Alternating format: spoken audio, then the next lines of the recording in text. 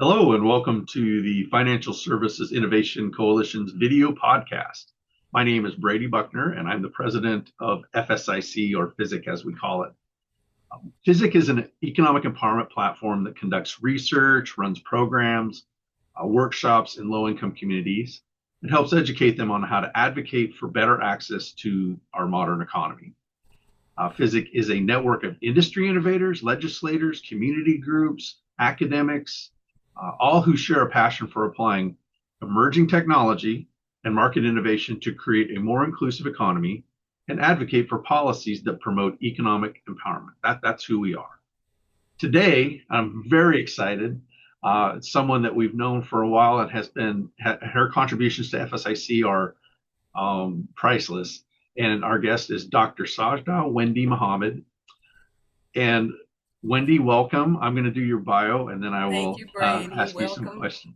Thank you Yeah, for just having me. delighted to have you. Um, People are going to love to hear this today. So, Dr. Muhammad is an effective business leader, entrepreneur, and global thought leader with exemplary management, organizational, and strategic thinking skills, and a proven record of initiating and managing change. Wendy has handled every aspect of business from project management, process improvements, crisis management, contract negotiations, financial reporting, auditing, and internal control analysis with a demonstrated ability to implement decisions and achieve corporate goals. I guess the only thing in there is that you don't give relationship advice, but I'm guessing that your friends come to you for that too. So the reason we're here today is the FSIC Book Club, and Wendy is a published author. You've written multiple books that have done, sold very well and are full of tremendous knowledge. Today, we only have time to talk about two of them. One of them is the recent ebook you just published. It's called The Right to Compete. And I love this publication because it goes right in line with what our antitrust task force is trying to do and talking about how bad things have gotten for people that don't have massive resources when they're just trying to start a business. The other one is a full book that was published this year, September of last year. September of last It's year. coming. Okay. We're coming up on a year. Oh my goodness, that's crazy. The name of the book is The Art and Science of Business, and this is a book like none you've ever read. It really is inspiring because it's not just coming at you like, have a business plan, do this. It's about um, using your spirituality as well as your intelligence and your business knowledge and your energy to make your business successful. Hmm. So I would like you, Wendy, to give us a little primer on who is Dr. Muhammad, you Yeah. know, and specifically how you came to do the work that you're doing and why it matters to all Americans. Brady. As someone who believes that this is their calling, my entire life is evidence of this work. And so, what do I mean by that? My entire life, I've wanted to be in business, and I've studied business. When I was very little, like probably like the fifth or sixth grade, my mom would bring home the Kiplinger financial report for me to read. And I would read and study though, and I would keep them in a little notebook because back then they came in paper. And I would keep them in a little notebook. I started studying then. Um, Back then we had pen pals, and I went to the Boys and Girls Club, and I had a pen pal from the Middle East, and we would write and talk about the prices of things and trade and commerce, which I later came to know. And so when I got ready to go to college, though, Brady, after, my father was always training me in business. When we would walk into a business, he would say, okay, what would you do differently in here? What do you think? Wow.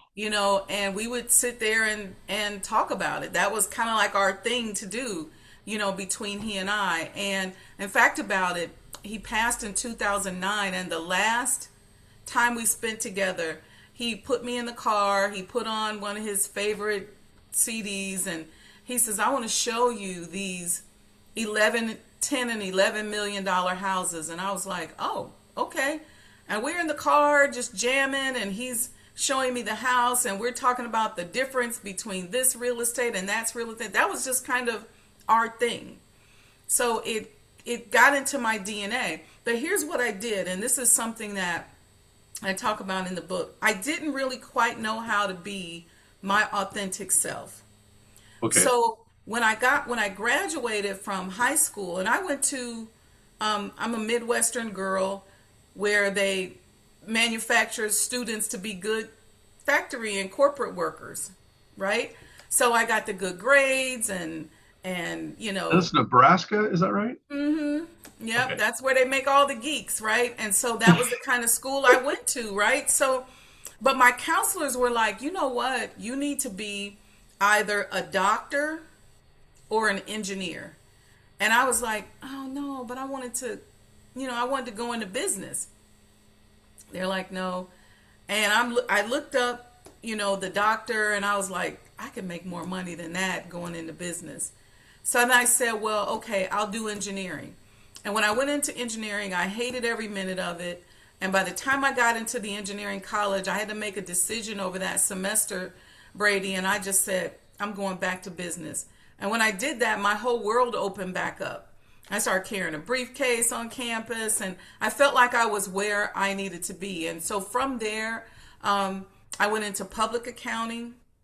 And then from public accounting, I was able to move over to the consulting world and then started doing some of my own developments. But I believe it's a calling because it was just one of those things that God put me at tables, Brady, that Right. I could never have prayed for because I didn't know they existed. So when I Wow. found myself in West Africa sitting at the table with a company that builds cities, I knew it wasn't me. I didn't ask for that because I didn't know it existed. I didn't know people build cities like that. But I'm sitting there learning about the hierarchy of building a city and how you put the components together and the businesses and what businesses go first. And I was like, all right, so and everything that I kind of had a little interest in and dibble and dabble, I ended up using later. I didn't become a doctor, but I got an honorary doctorate from working in healthcare. And Yeah, I you did, have years and years of experience. I've learned yeah, so much from you from yeah, that. for I 14 just, years, Brady. oh my God. And you started medical facilities. I do want to go back and recap a little bit. So you studied Kiplinger. Mm-hmm. You had a pen pal in the Middle East Mm-hmm. that you guys talked about prices of things. Yeah. That's not that long ago, but it's not what kids were doing. No. But I was going to say, is that like a normal Nebraska upbringing that your father's taking you to do analysis of small businesses? No, my parents were, I would say, somewhat overprotective, and they were just worried about me getting into something that would be uncorrectable. They were really concerned about, like, I didn't spend the night at people's houses. I didn't hang out and go to certain things. Um, I grew up, Brady, where I was around mostly white people because of the type of education that I had. I went to 8 different schools from kindergarten to high school because Wow. there was always some program. My dad would learn something about a program at work, and I would go there, and I'd be catch the bus there, and just but they were very concerned about making sure that one, I didn't get into anything because I grew up during the crack epidemic, so I was never in those settings. Didn't really go to parties and stuff like that. So I think, well, I know my mom and dad made up things that were of interest to us. So my dad also bred quarter horses. So my brother had to go to clean stalls and deal with the horses just because they didn't want him getting bored and being out in the street. So I think they just thought of things for us to do and probably based on what they thought we were interested in. Wow. It's so good to hear that because that upbringing and that education, you got probably a better than average education, if not an excellent one, because of the Hmm. programs. But then also your parents were very involved. And the reason to me that that's so important that they did that, and bless them for doing it, is that you're helping a lot of people out here Yeah. these days. I mean, you're a long-term member of FSIC and have helped the communities, and you're very generous with your time and you're very generous with your knowledge. And I can't thank you enough. It's not what we're talking about today, but I just have to say that. And I Um, have to say, Brady, like I talk about something being a calling. Think about how I met you guys. We were talking about doing a hip hop summit or something, right?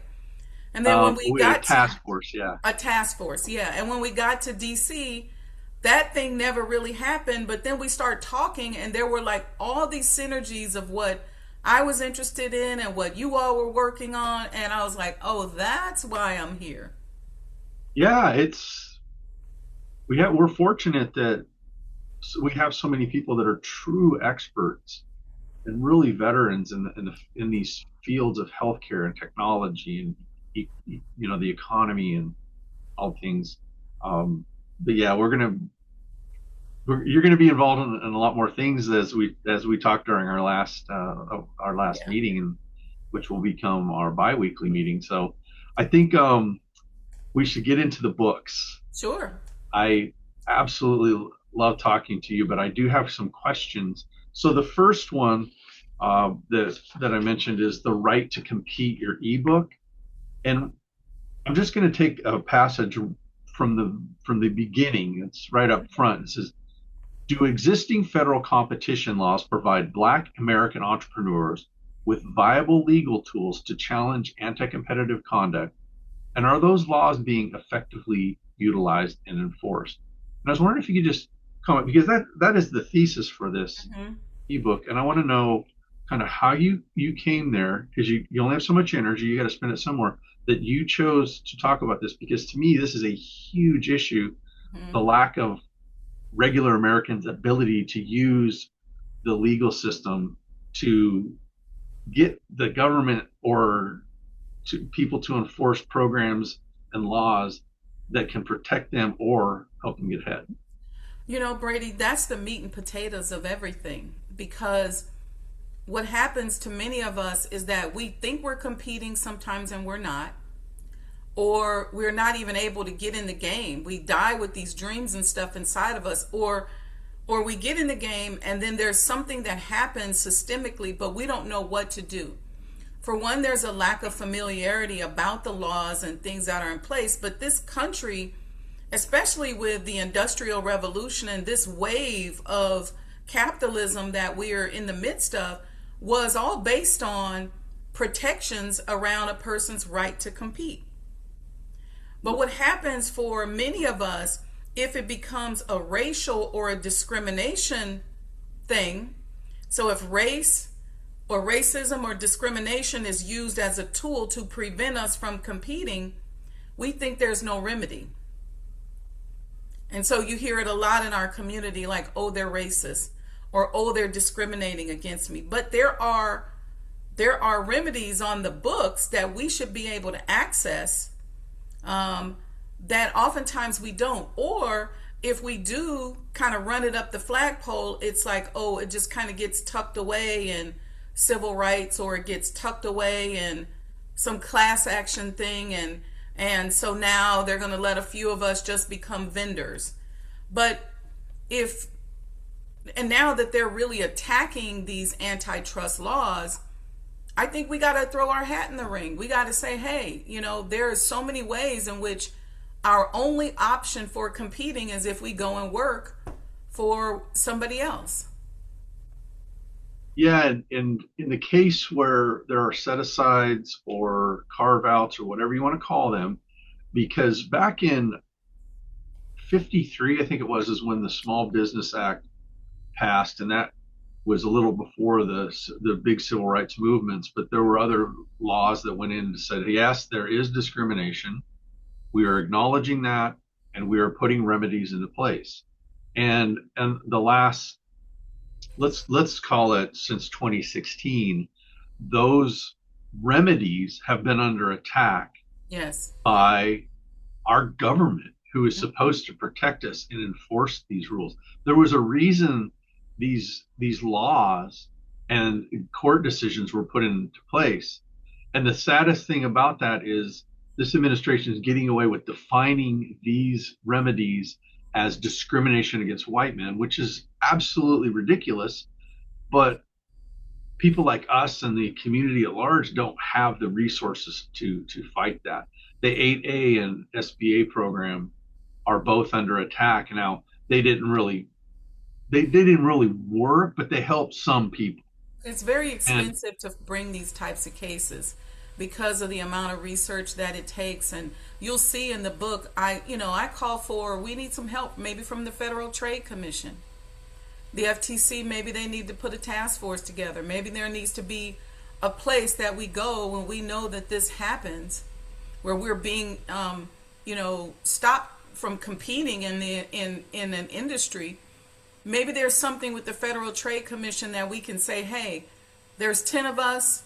This is happening to, all the cases we get with FSIC where you get these bigger box capitalist entrepreneurs who discriminate, and actually the way they fight against us, which I think we just call it capitalism, is becomes very systemic. And then sometimes you're too small to compete. But where's the remedy for us? Where's our set aside? Where's our TARP fund? Where's our organization like the FTC or whoever that we can call and say, yes, it's racism and it's discrimination, but that's a tool that's stopping me from competing, and I deserve the remedy that is often associated with those types of lawsuits, and it's bigger than what I would get if you just are found guilty of racism. and the value of, we have some of those bodies in place to protect us, and they have the resources to investigate companies that come in and crush the competition with unfair or anti-competitive practices.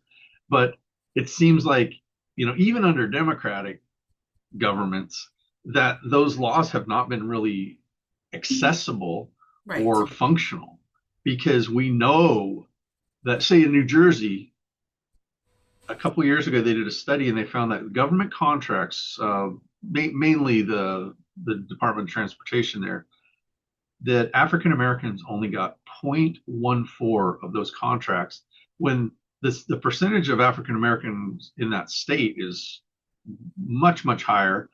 And the businesses available is about 10% of the active contractors. Hmm. So we know there's discrimination. And you can't look at a situation and say, this one situation, this white guy didn't get the business because it was a set aside for, an African American woman that Hmm. was, trying to compete. Actually, I'm gonna leave you to answer, because I get really upset about this, I that know you do. that Yeah, they're it's turning this around and it's terrible. So get me back on the positive track here. well, they're turning it around, but I think that now we have to come together, Brady, with people like yourself, people like Kevin, myself, and we got to start filing some of our own lawsuits. We've got attorneys in our communities. We have attorneys that I believe will help. And so now we need to start filing some lawsuits. Maybe we need to start clogging up the courts, because this happens to us over and over and over again. We wonder why, when we go to bid on a contract and we may feel like, man, I met all the criteria, and you don't get a call back. Or you're already in an industry and you're having an issue with vendors, and there's maybe some pricing issues, and you have no idea what's happening behind the scenes that is preventing you from being able to compete. So one of the remedies that we as black people have always used is ownership. Like, it's time for us to own our own stuff. But then when you find out, okay, I own a factory, but behind the scenes, there's a system that's preventing me from being able to be a competitor. There needs to be access to remedies for that. And here's what I say to any white person that has an issue about that, Brady, is that if we close that racial gap. We're going to improve GDP. I put those statistics in the book, Absolutely. right? If Absolutely. America's crumbling and falling, and you want to sit there and say, "Well, I'm just going to be racist. I'm going to be discriminatory. I don't want any black people doing anything. I don't want any women to do anything. I'm going to deport all the Hispanics or the Latinos." Well, what in the world are you doing to the economy that you think they're supporting? There's not enough of those types of conservative white men to go around, so you can't even run the economy. So if you just say, hey, we can stop this dollar from falling and stop this avalanche from happening, at least having an opportunity to do so, if we just allow people to compete in the market. Yeah. They've done enough. They've done a good enough job at colonization, Brady, where everybody's not going to keep the money away from them. You and I both know that, right? Yeah, yeah. They're not. There's too many people that aren't good at math. They think Mm-hmm. that if these people, whoever those people are, Right. get a contract, that the government uses a mechanism to get them the contract because they're shut out due to racist systems or just flat discrimination. We're starting to use the word discrimination again. Mm-hmm. I'll go into that later, but they if we don't allow these huge communities, these huge populations of people to actually have enough money to have disposable income, that two-thirds of what drives the economy still is people buying dishwashers and Uh-huh. cars and eating out and going on vacations. And just imagine what would happen to the economy for everyone if these big pools of people weren't just Shut out. juggling bills and living paycheck to paycheck. The economy would scream for everyone.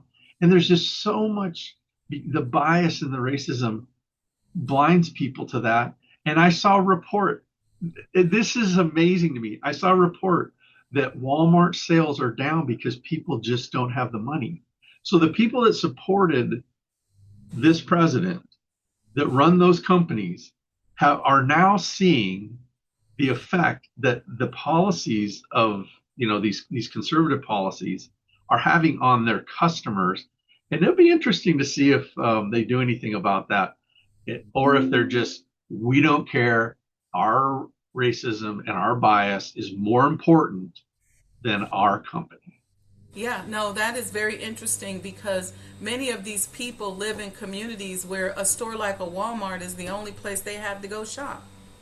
And if Walmart says, Or can hey, afford. yeah, if Walmart says, hey, all of our lower revenue stores we're going to close, they're going to be affected.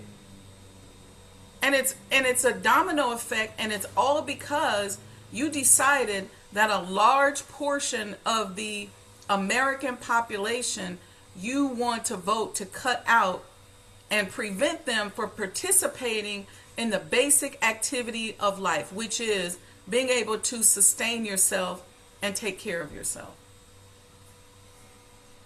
Yeah, I appreciate your sentiment there. I'm going to move on to Sure. another question. So this is again from the ebook. Is we hear about discrimination cases. So they're out there. You and I agree there's not nearly enough.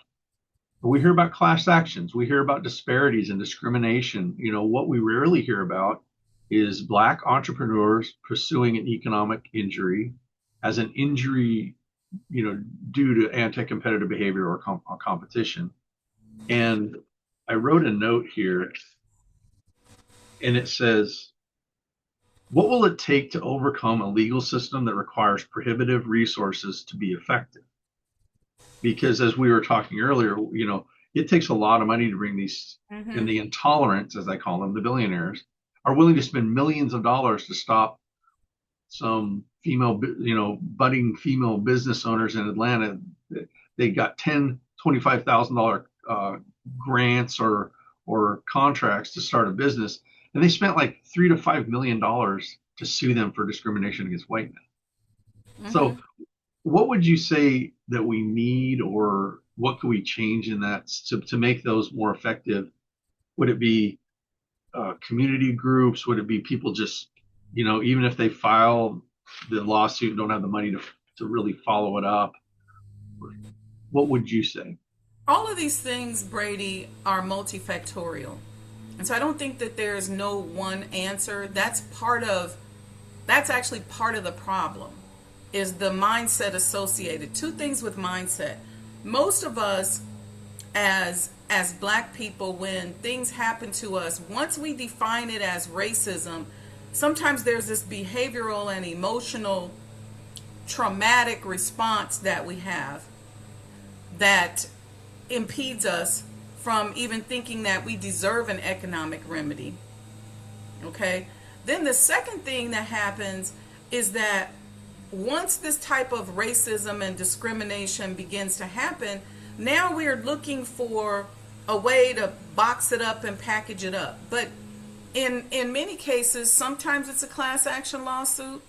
Sometimes we need a lawyer that's willing to say, a law firm that's already profitable, that's willing to say, I'm going to take one, pro bono case. Maybe it's a year, maybe it's a quarter, depending on what their revenue is, and pursue those cases and start to set a legal precedent.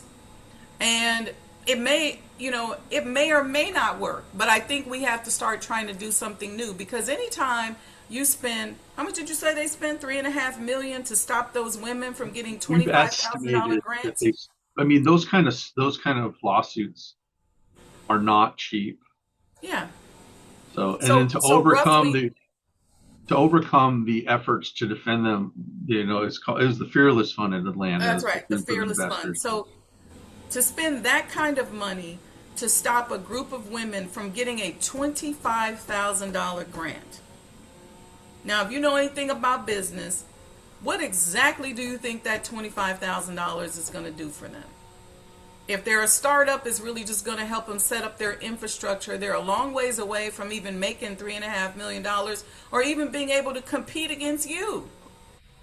So to spend that kind of money to just say, I'm going to crush you like an ant before you even get started over chump change like $25,000 says to me that you care more about the power of racism and discrimination than you do about the economy or the dollar. You care more about that. And to me, Brady, that is suicidal. And so now we get into this thing. It's like, all right, now what's going to happen if you just keep committing this type of economic suicide? Because something's going to happen. It's still a mystery as to why those some people, it's like just a bias. I've been around those people, and some people they don't like others, and it's really a shame because I had a meeting this morning with Kevin, our founder and CEO of FSIC, and one of our economists, and that's what we're talking about is, when are we as a people going to say, okay, wait a minute, there's too few people controlling this that are truly biased. And I call them the intolerant, because they don't tolerate anybody that's not like them. They don't want anyone to succeed. Yeah, it's interesting to see what's going to happen. I'm at a loss. No, I know, but you know what I think, Brady? I think we have to start preparing ourselves because it's unsustainable. And the numbers are proving that out. It's unsustainable. It's not even intelligent. So now, I'm questioning your intellect. I'm questioning your ability to even play chess and see a few chess moves down the line. Can't you put together some kind of scenario to see how this is going to impact you? And whatever happened to, it's just business. I don't have to love you. So what is fueling you? And I just think it's unsustainable. I just think we need to get ready, because I believe there's going to be and now Kevin will probably kick my butt for this, but there's going to be a massive shift, I believe, where those intolerant people are going to become so intolerant that unless it gets really super violent, they're not going to be able to maintain. And I don't think Yeah. that I really don't think that they're going to be successful in their endeavors to destroy everybody. I think as bad as us thinking people that do have a better handle on how economics works and politics and programs and all that, that, you know, I want us, because this is a lifetime commitment to Hmm. improving our country for me. I know that sounds grand, but it's really, I've done things where I made a lot of money and it's just stress all the time. This is stress, but it's good stress because we get to work at solving some problems that can help a Hmm. lot of people.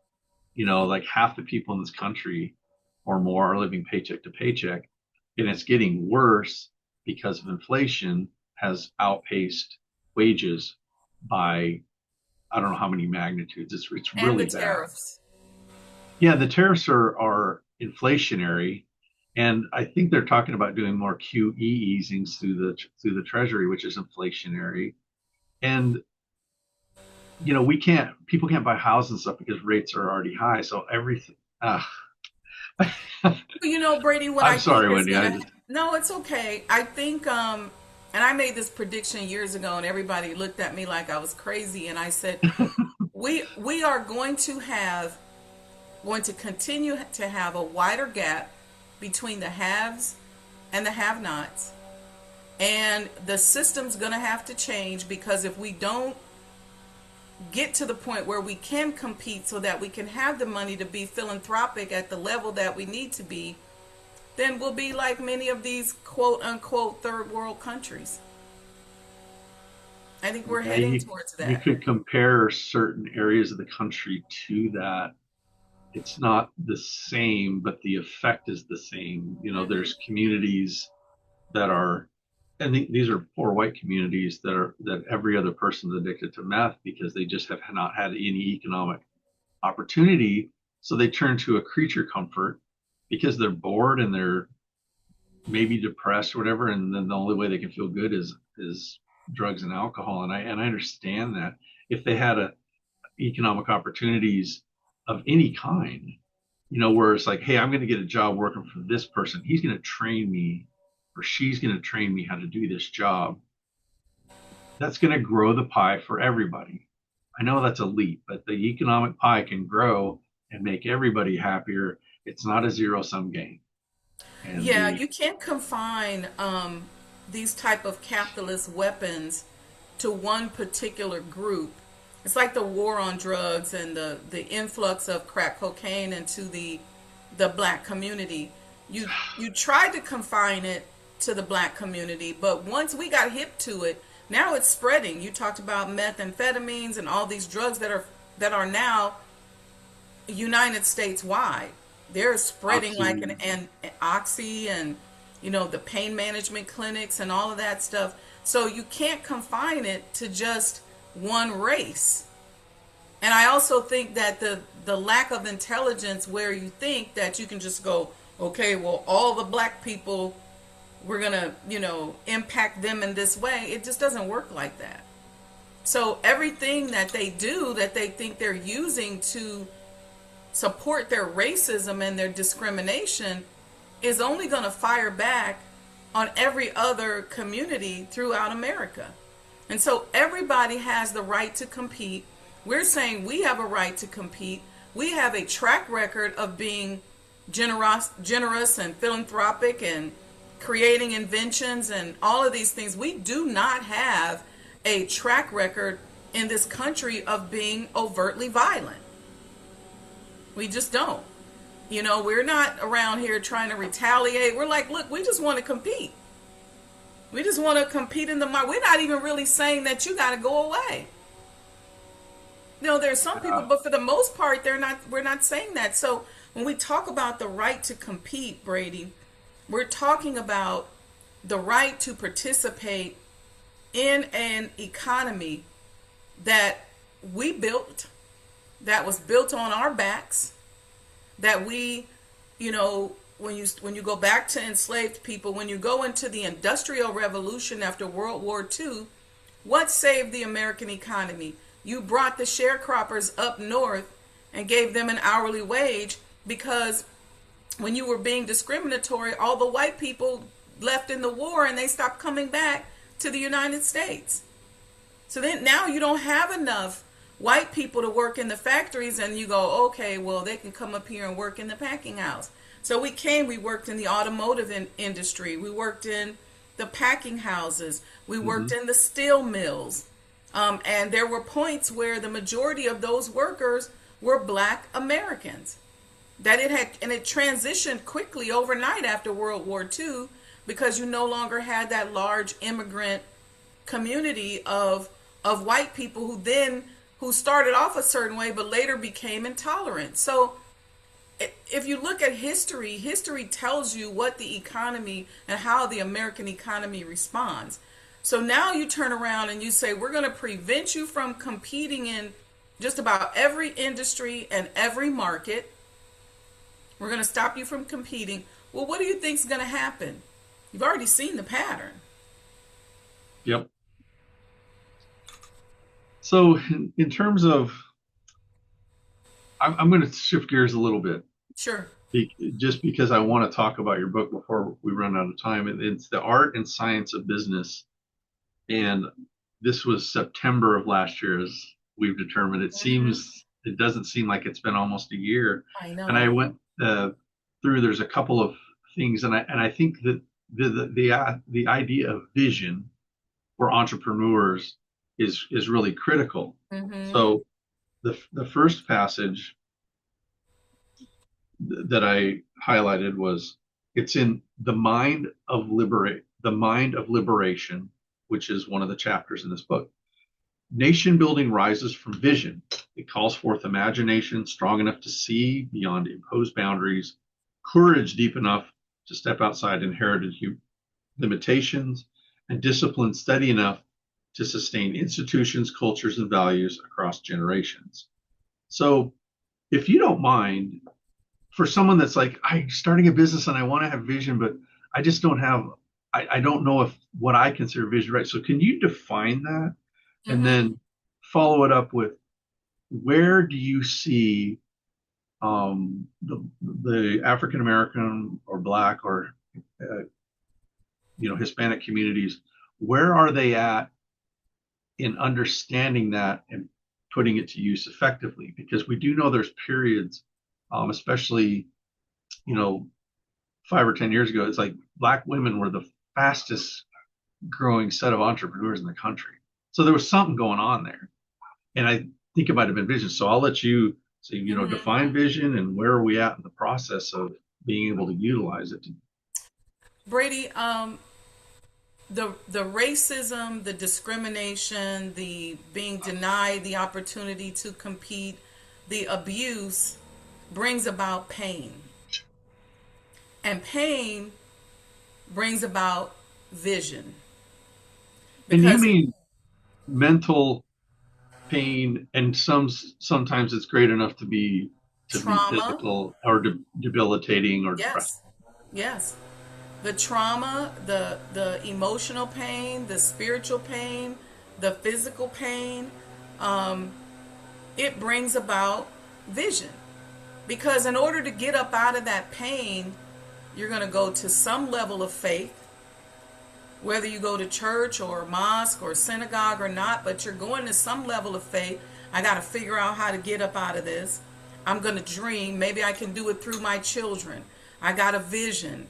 My daughter, she's going to go to college, or my son is going to, go to school and become an engineer, or whatever that is. But you're going to create some form of vision, and that vision is your audacity of hope. And so now you start creating this vision, you start seeing it. And now what you focus on begins to materialize. I'm sorry, somebody's cutting the grass right outside of my window, so I hope it's not too bad. No, you're fine. Yeah. And so I was on a podcast yesterday, and the gentleman talked about pain and audacity. And what's often shocking to people is that we have the audacity to still hope and have a vision in the midst of all this pain and trauma. Most Black people live in a constant state of chronic pain. emotional pain, mental pain, struggle. But we've survived it, Brady, because we've always had vision.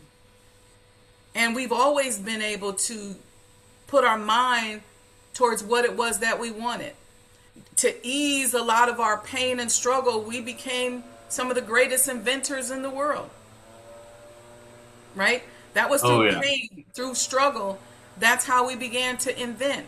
It was through pain and struggle where we started to become some of the greatest artists in the world.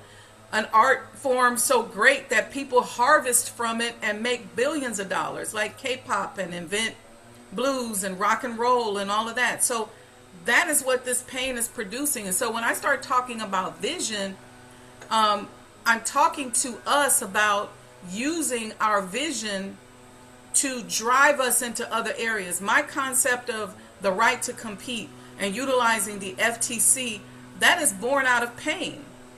And the amount of entrepreneurs that I've coached and taught and trained who are struggling to compete. So I started saying, well, what's a remedy? Well, I thought about, what can the FTC do? What can we put together? Well, you'd be surprised at what that vision will produce. Somebody had a vision about a Wow. stoplight or an ironing board or something. So that's how that vision evolves into some form of manifestation, an invention, a law, a civil rights law, or an expansion of civil rights. That's what I mean by vision. And then once you have the vision, now, which we do all the time, we're always out over our skis. Oftentimes we have no evidence around us that we can make it other than our vision. Wow. You know what I Wendy, mean? We were raised like that. I want to finish the conversation. I'm going to take a quick pause Sure. and then we'll be right back. So I have one more excerpt from The Art and Science of Business to go over with you. And it's really the idea you brought up earlier about playing chess, and that in business, it's competition, and you have to be you have all your systems in place and everything. To play chess, you do have to have vision that we've been talking about. And people that are aggressive enough, or they're smart enough, or they're motivated enough, or they have enough vision to start a business, they know whether they know how to play chess or not. So I think we've covered some of this, but if you had some tools or some recommendations, it's easy for us to say you need to have vision and everything like that. Where's some place they could start? Do Mm-hmm. you have a website, or do you have somewhere you send people that need mentorship, or any of those, or just basic advice? Yeah. I'd love to hear Well, this. Brady, I do coaching and training. I do coaching for individuals, and I do advisory work for companies and people with existing businesses and startup businesses. So they just have to go to SajdahWendyMuhammad.com, and they can send me a message. I can put a package together for them. And one of the things that I work with people to do, there's a couple of basic things, and we start with that pain point. And what's the vision that you have in your mind that you believe is going to help you get up out of that painful situation? And so we start building from there, because most times you already know the solution. It just may be difficult for you to get it there. So then I'm going to help you chunk it down. So it's not a big old piece of cake you're trying to put in your mouth. You're going to eat it bite by bite. I do the same thing with companies. My work as a business consultant, I'm going to go in, we're going to dissect that problem. We're going to figure out, how do we tackle it? What's the timing? How do we break it down into micro goals? And so those things are important. But then we're also going to work on your money psychology, because there's a set of Oh, financial okay. traumas that happen that oftentimes prevent us from suing things. So, for example, we've been talking about the right to compete. So you all of a sudden get in a position where you're discriminated against.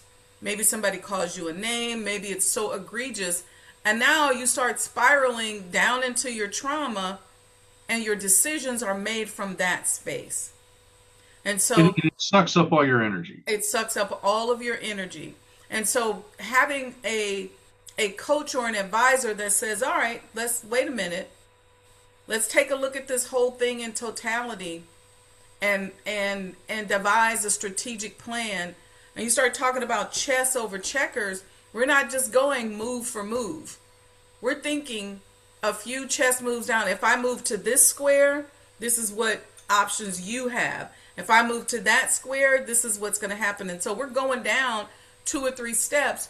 And I would also say, Brady, to anyone, but especially for us as Black people, we have been conditioned to think that if we need help, there's something wrong with us. Wherein, you know, white people that I've worked with that come from other cultures, they're okay with getting help. They have no problem emailing me saying, "Hey, can I book a couple sessions?"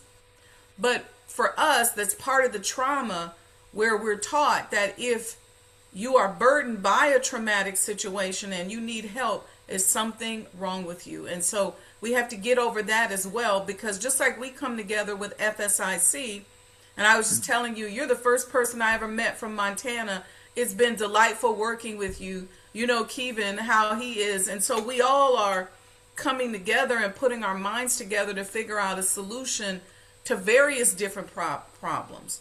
So unity is more powerful than anything that we could ever think of. And once we unite around a common goal, we don't have to agree on everything, but we can unite around a common goal and then begin to pool our resources and figure out what we each bring to the table to devise that strategy. But we have to get over being able to do that. I couldn't agree more. You're one of the people that's doing this hard and sometimes thankless work.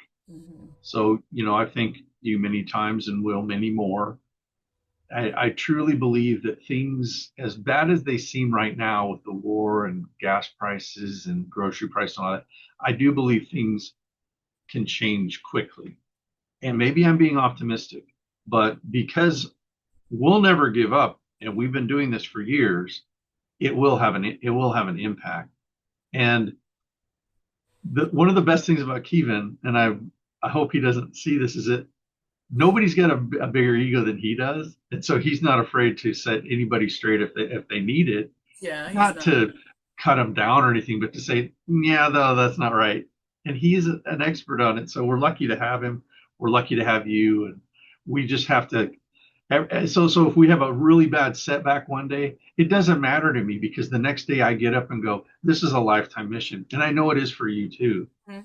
You're writing books about it. Yeah, and we have the diversity of thought within our work here at FSIC, and I think that that's what's powerful. You and I both know that if Kevin was here, the conversation would be totally different. Yeah, yeah, but it's all necessary, It's all and necessary. he came up with the idea for the FSIC Book Club because we have so many experts like yourself, and you've got multiple books. So we'll have you come back sometime and talk about your earlier books, and we can maybe turn that into a conversation about here's where things were when you wrote those. Mm, Here's the new books, and then here's where we think we're going. And I always believe that even though it doesn't feel like it, good effort is good effort. it is. And I Anything want to to come cut, back and talk about my book I'm working on, which is the pros and cons of Medicare for all. we have to put that on the calendar. Yeah. So Yeah. let me finish up here, and then we'll do that. So again, Wendy, thank you so much. It is really a pleasure to have you, and you cut some time out of your busy schedule. And for all the people in the FSIC network that are listening, we really appreciate your efforts to be part of our coalition and to promote economic and social justice. That you're interested in what we're doing and you're willing to lend your voice or your signature on a letter or to come on the podcast. We can't thank you enough for that. So thank you again, Wendy. And for all the listeners out there, thank you so much for listening and have a great week. Thank you, Brady.